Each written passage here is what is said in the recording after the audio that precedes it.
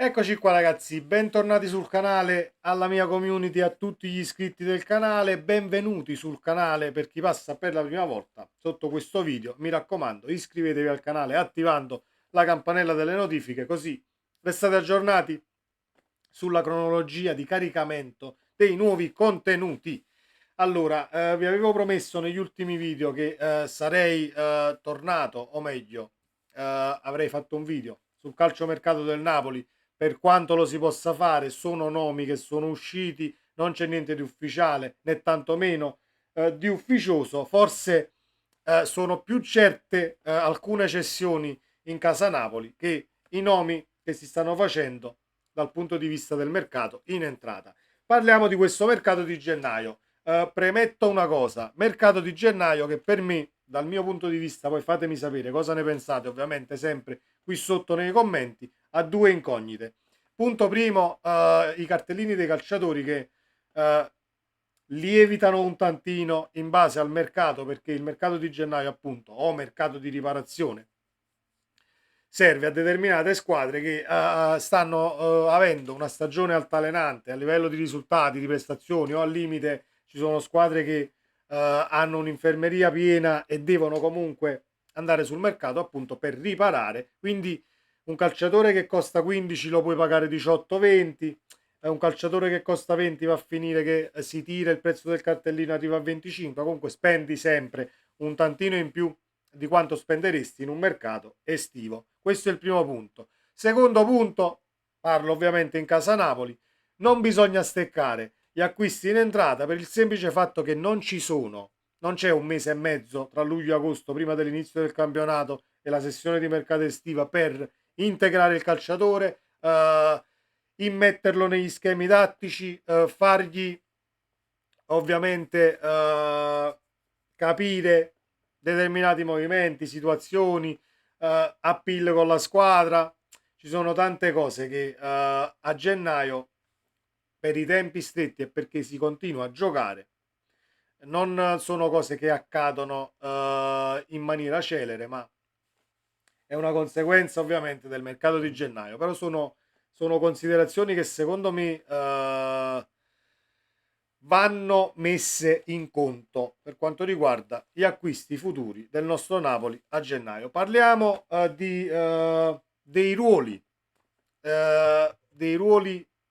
in cui il Napoli dovrà intervenire, a quanto si legge, un esterno basso che potrebbe fare il vice di Lorenzo perché è in rapporto ad un'eventuale cessione in prestito di Zanoli, così si parla, si dice come l'anno scorso si fece la stessa operazione con la Samp Beresischi Zanoli che poi ha portato la Samp sicuramente a cercare di salvarsi. Non c'è riuscita, ma Zanoli è stato il migliore di quella Sampdoria nei 6 mesi da gennaio a giugno.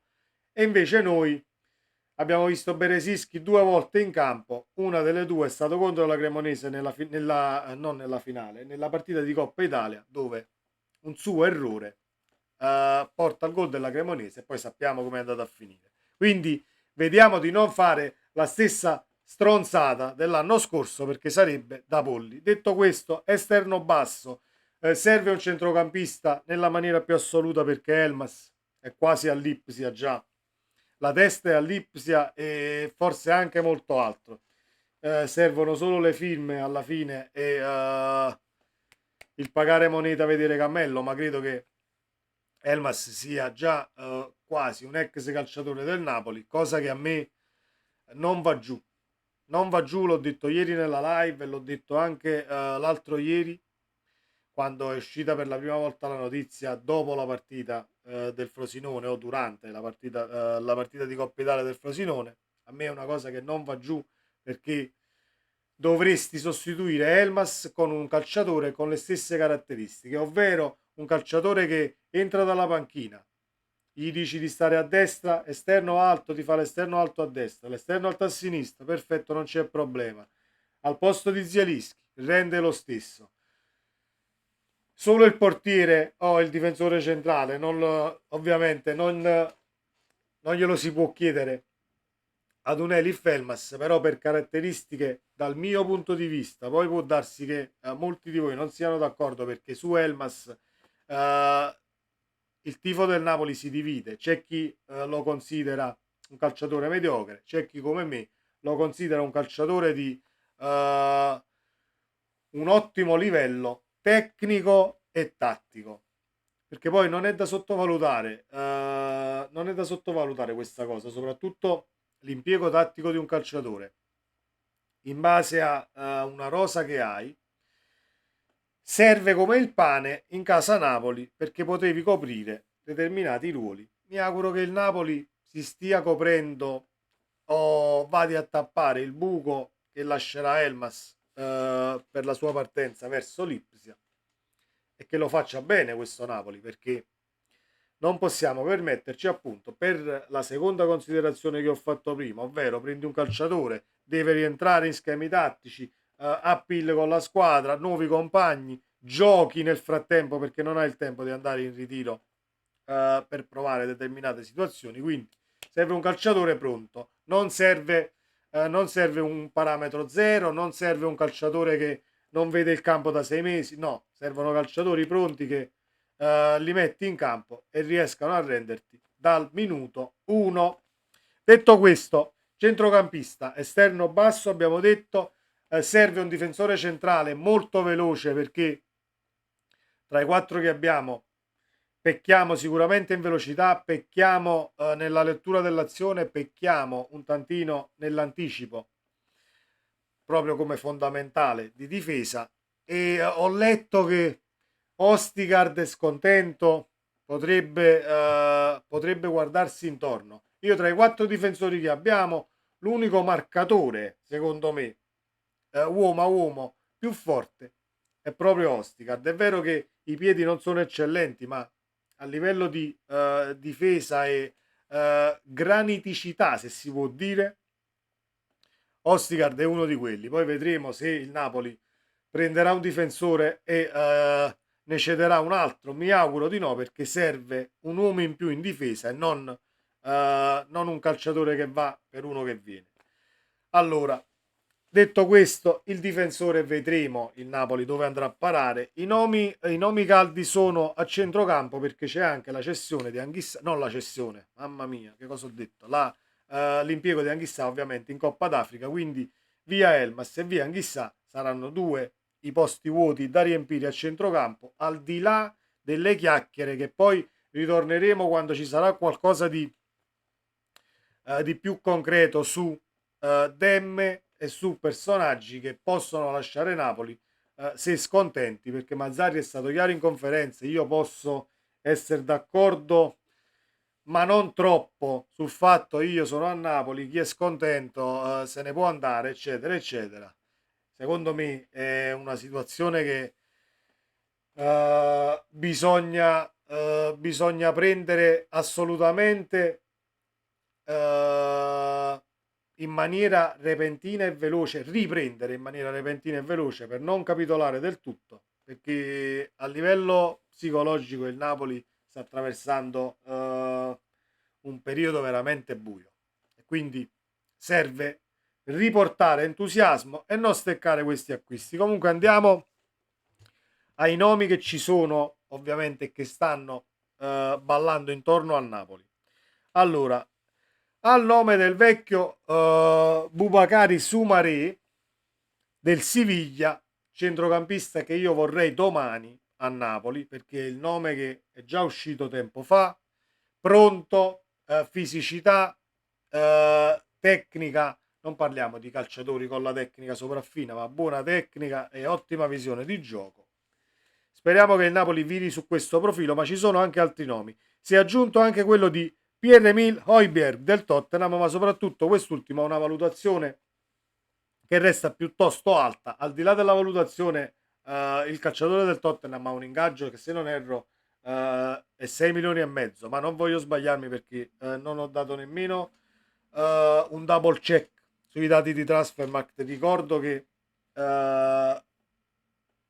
percepiva intorno ai 6 milioni e mezzo, 7 milioni, quindi resta un ingaggio non diciamo non congruo, ecco, alle scelte societarie del Napoli. Poi se si spalma l'ingaggio tra Napoli e Tottenham si vede, è un'altra questione. Comunque, calciatore che non mi dispiacerebbe, ma preferisco Soumaré del Siviglia.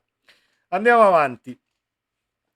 Ne abbiamo parlato anche, credo un mesetto fa, che uscì questa indiscrezione, o forse meno di un mesetto. C'è Grombeck del Bodo Glimt. Allora, chi è Grombeck del Bodo Glimt? È un calciatore con una gamba esagerata, con un campionato alle spalle attuale, eh, certamente da sottolineare per i numeri, per le presenze e per ciò che sta facendo il Bodo Glimt. È vero, voi mi direte sì, ma quello è sempre il Bodo Glimt. Va benissimo, ma il Bodo Glimt è primo in classifica e Grombeck è un calciatore, secondo me, pronto e che farebbe al caso Napoli nella giusta maniera. A me piace e vi invito ad andarvi a vedere, ovviamente, parliamo di highlights su YouTube, potete controllare cosa sta facendo il Bodo Glimt. Io da quando uscì la notizia mi sono visto anche un paio di partite, devo dire la verità, e il calciatore a me non dispiace, anche in vista di un Zielinski che non rinnova, perché è poi lì più o meno la zona di competenza di questo calciatore. C'è Kiergaard del Salisburgo, è valutato 15 milioni di euro come Grombeck del Bodo Glimt, ma c'è Wiffer e c'è Mainans si legge, perché io vivendo in Olanda so benissimo che il dittongo, che mi sembra si chiami così in italiano, IJ, si legge EI, così come il tedesco quando hanno queste vocali vicine. Comunque Mainans della Z Alkmaar. I due calciatori che vi ho elencato, il centrocampista del Feyenoord e l'ultimo Mainans in forza alla Z, sono calciatori che non è che ho visto da vicino, perché non è che vado a vedere tutte le partite dell'Eredivisie, però seguo l'Eredivisie vivendo in Olanda, è un campionato che ti è vicino per notizie, per indiscrezioni, eccetera, eccetera. Sono due calciatori, sono due buoni calciatori, non voglio bocciarli nella maniera più assoluta, ma se dobbiamo puntare a gente pronta e senza fronzoli, li metti in campo e ti fanno anche un tantino la differenza.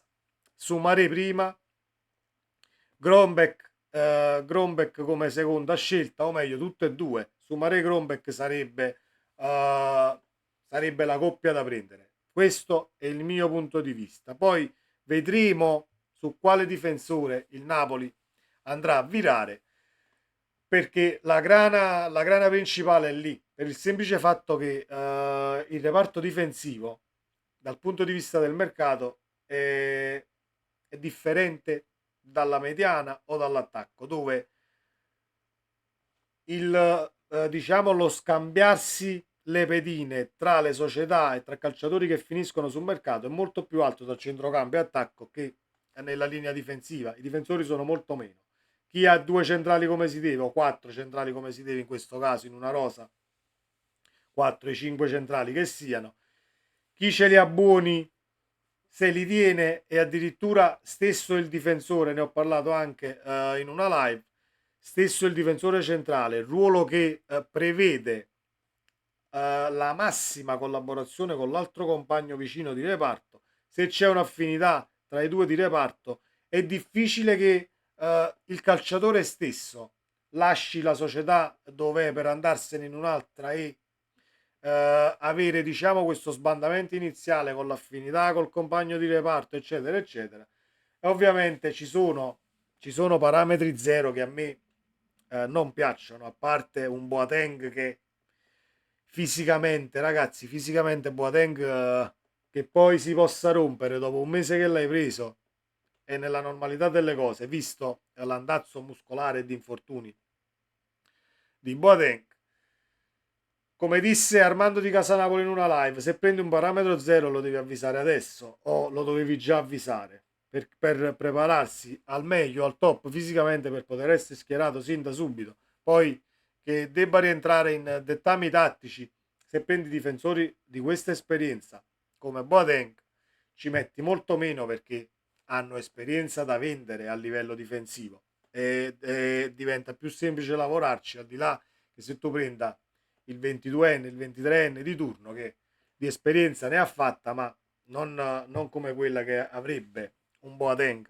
a parametro zero. Detto questo, mi auguro che il Napoli non stecchi questo mercato di gennaio, perché la situazione già non è delle migliori, sia a livello di entusiasmo e sia a livello di squadra e per come stiamo giocando, perché al di là del cambio allenatore, la fase difensiva, o meglio, i centrali di difesa non ci sono. Gli accoppiamenti che possono essere Accamani Osticard, Osticard Nathan, Juan Jesus Nathan, li puoi mettere come vuoi. È un Napoli che comunque regala all'avversario campo e situazioni in attacco molto pericolose, dove molto spesso siamo capitolati o abbiamo capitolato, no? Siamo capitolati, comunque ci siamo capiti, molto spesso abbiamo preso gol, ed è una situazione che va risolta assolutamente se vogliamo poi arrivare ai quarti, perché qua la cosa che a me non fa sorridere è una risata quasi isterica. Stiamo dando per scontato che il Napoli arrivi quarto. Sì, il Napoli può arrivare quarto, ma con una continuità di risultati, perché questa altalenanza da inizio anno fino ad oggi di 2 vittorie, una sconfitta, un pareggio, una sconfitta, 2 vittorie, non ti porterà a quarto. Non ti porterà a quarto, assolutamente, perché servono, io credo che servono almeno 70 punti per arrivare quarto e il Napoli ne deve fare altri 43. Non è un obiettivo ovviamente irraggiungibile nella maniera più assoluta a livello matematico per le partite che restano, però perdi altri 6, 7, 8, 9 punti, diventa complicata, perché poi le devi quasi vincere tutte quante. Allora andiamo con calma e testa bassa e lavorare ovviamente per questo quarto posto, che è da inizio anno, che è l'obiettivo minimo della società. Discorso a perdere secondo me, perché una squadra che ha vinto lo scudetto e ha confermato poi quasi tutta la rosa come obiettivo a inizio anno, si deve, in primis ci deve essere la riconferma, poi l'obiettivo minimo che poteva essere un quarto posto lo si poteva anche considerare come obiettivo più in là, a inizio campionato, vedevi come iniziava, ma psicologicamente mettere questi paletti prima di cominciare una stagione, ripeto, per la squadra campione d'Italia, secondo me è un tantino controproducente. Fatemi sapere la vostra nei commenti, ragazzi. Sempre Forza Napoli, e speriamo che il mercato, tra cessioni che manderà via gli scontenti, a quanto si dice, e porterà a Napoli nuovi volti, che siano pronti e che sposino la causa Napoli e che vogliano la piazza, perché poi questa è la cosa fondamentale: devi volere la piazza per rendere al 100%. Vi aspettiamo nel prossimo video, sempre Forza Napoli, ciao.